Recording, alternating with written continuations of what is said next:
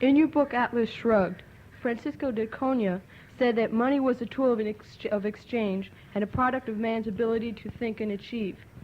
Is money in America today such an expression of fair trade? And if not, how can it become so? Money as a medium of exchange is that. You could not have a society using money as a tool of exchange if there weren't people in it willing to work and produce. If everybody acted like our politicians, there would be no money simply because there would be nothing to trade it for. It would be just paper. What we have today is that an awful lot of people, those in Washington, not all, but most of them, and those connected with Washington and receiving Washington favors, do get money which they don't deserve. Now you see, money as a medium stands for achievement, but it doesn't mean that its use cannot be subverted, particularly in a mixed economy. Today, the fact that someone is rich does not prove at all that he has earned it. It might be a favor that he's received, it might be a special privilege, a special law, which means that he's received it not by merit, but by force. However, that's the corruption of money. You spoke of money as a sign of an achievement that a man has made, or you have spoken of that in your writings. That seems to get a little involved after a point, and you have man striving to achieve something, and then he is given a reward monetarily. That seems to contradict the idea that a man's self-respect and self-esteem should come from within himself and his own strength. Now, what on earth gave you the idea that objectivism advocates a mind-body dichotomy, and that it leans towards spiritualism, or what I call the mystics of spirit?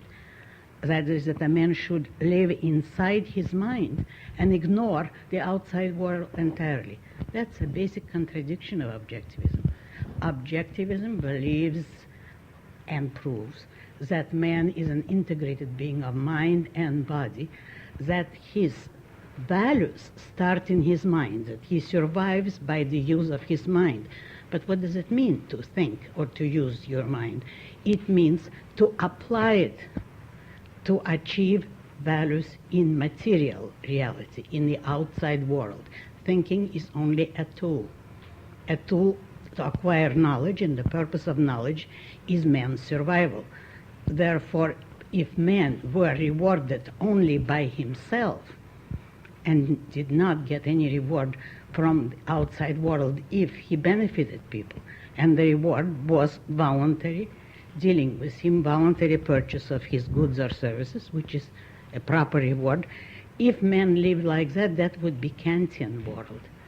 Kantian Christian, or whoever says that virtue is its own reward.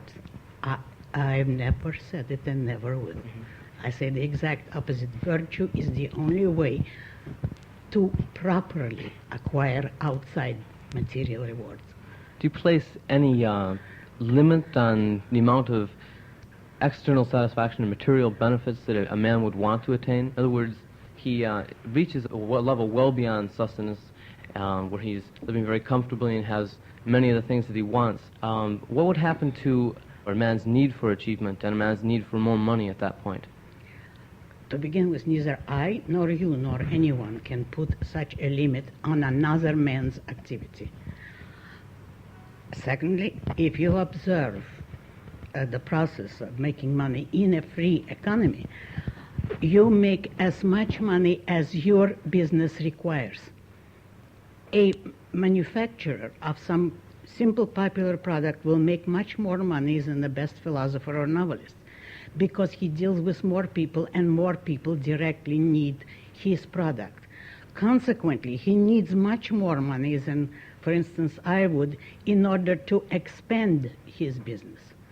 The purpose of any industrialist who is a true industrialist, an example of which is Hank Rearden, is productive activity, not making money as such.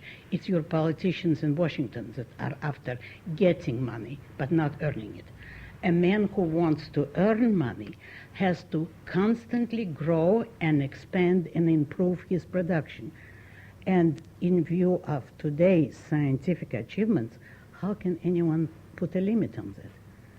if a man has exhausted all his possibilities on Earth, which is an impossible sentence, he can go to another planet today or establish a shuttle to another planet.